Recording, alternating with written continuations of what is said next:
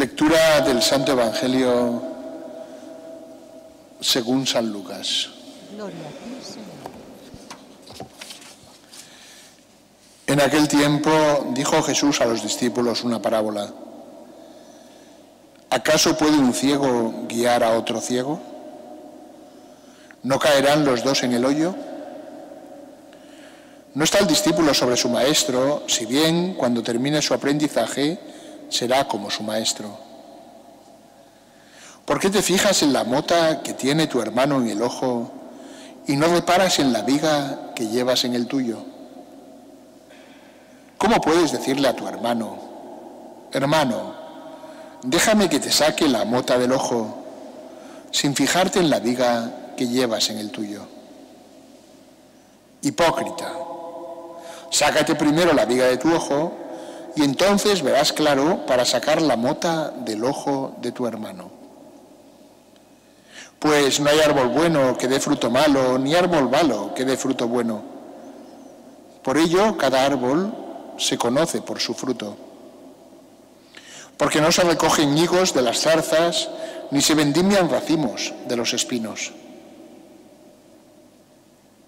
El hombre bueno, de la bondad que atesora en su corazón, saca el bien. Y el que es malo, de la maldad saca el mal. Porque de lo que rebosa el corazón, habla la boca. Palabra del Señor. Gloria a ti, Señor Jesús.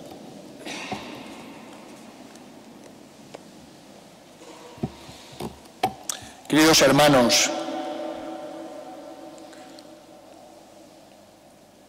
nos encontramos hoy en este fragmento del Evangelio con una sucesión como de dichos sapienciales con los que Cristo instruye a sus discípulos y también hoy nos instruye a nosotros.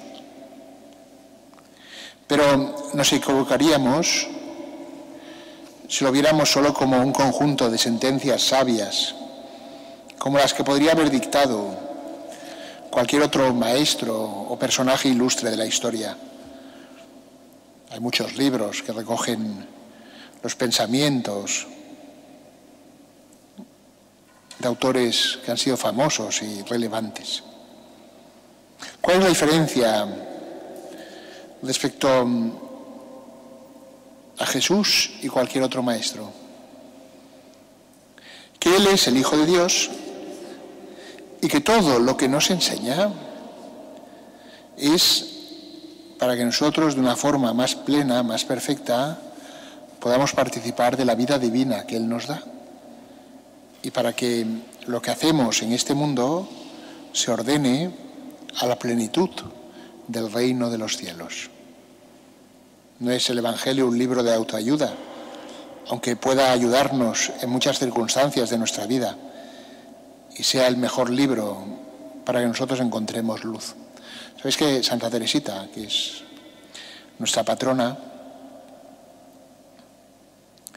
la titular de aquí de la Iglesia, ella cada vez más se iba desprendiendo de los libros de espiritualidad y al final decía que lo que más le gustaba era la Sagrada Escritura y también le gustaba mucho la imitación de Cristo, el libro del Kempis. Pero decía que al final, donde siempre encontraba luz y consuelo, era en el Evangelio. No es extraño, porque cuando nosotros escuchamos el Evangelio, no solo escuchamos lo que nos dice, sino que sobre todo escuchamos al que nos habla, que es el mismo Jesús. También es lo que ahora, ¿verdad?, hemos de encontrarnos. Si os habéis dado cuenta, seguro que todos hemos escuchado la misma frase de muchas personas distintas, pero la hemos recibido de una forma distinta según quien la pronunciaba. Se la ha dicho alguien al que le teníamos especial afecto, esa frase habrá penetrado más profundamente en nuestro corazón. Si es alguien que no nos merece confianza, la habremos escuchado con cautela, incluso con indiferencia. Cuando nos colocamos delante del Evangelio, no solo hemos de escuchar lo que se nos dice, sino sobre todo al que nos habla, que es el mismo Jesús.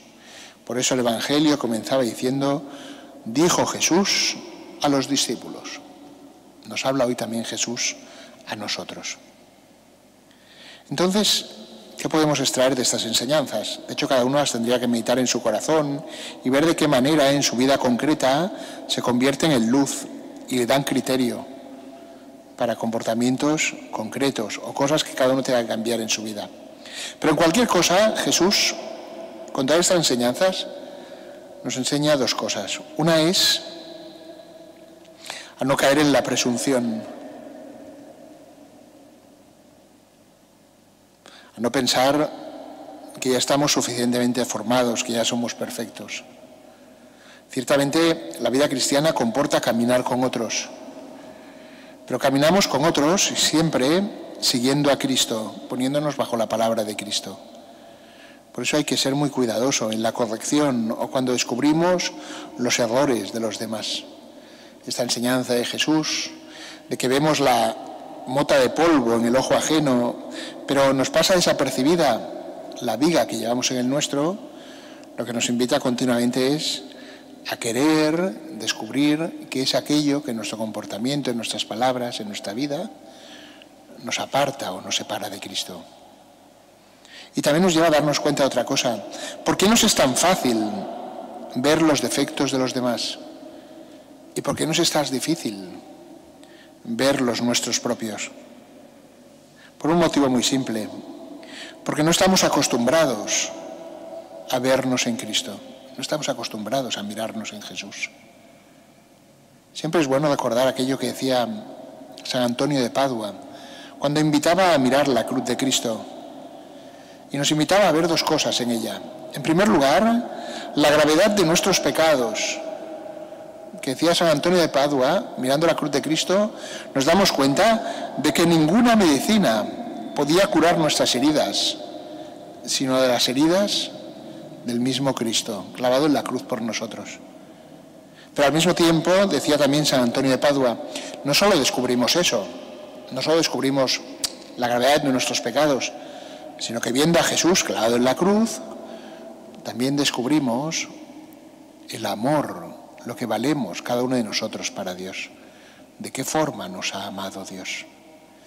Y ese también se convierte en el criterio para mirar a nuestros hermanos, mirarlos desde la cruz de Jesús, el espejo en el cual continuamente hemos de contemplarnos y mirar a los demás con bondad. Y no caer, como nos anunciaba la primera lectura, en juicios precipitados. A veces elogiamos demasiado, tampoco eso es bueno. La primera lectura nos prevenía, vigila, no descubrirás cómo es el otro hasta que hable, es decir, hasta que su vida muestre verdaderamente quién es. Y también nos lo dice Jesús, hay que vigilar en el juicio. Más que alabar el árbol, hay que reconocer las obras buenas.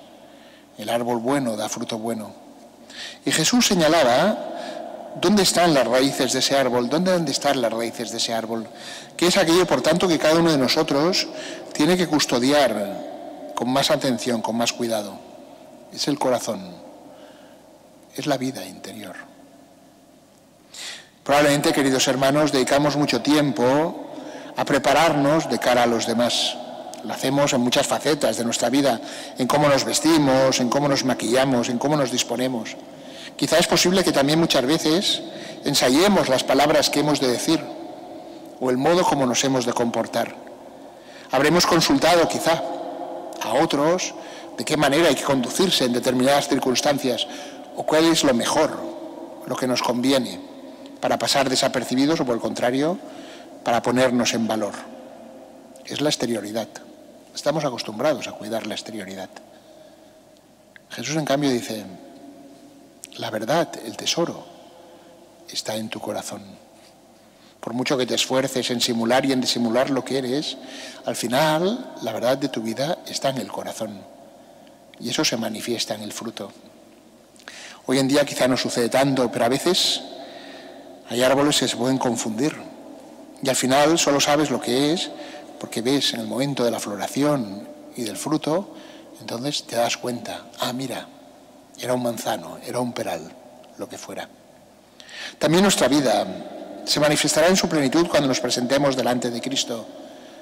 Entonces ya nuestra exterioridad, por decirlo así, habrá desaparecido y se manifestará lo que se oculta en el corazón de cada uno de nosotros.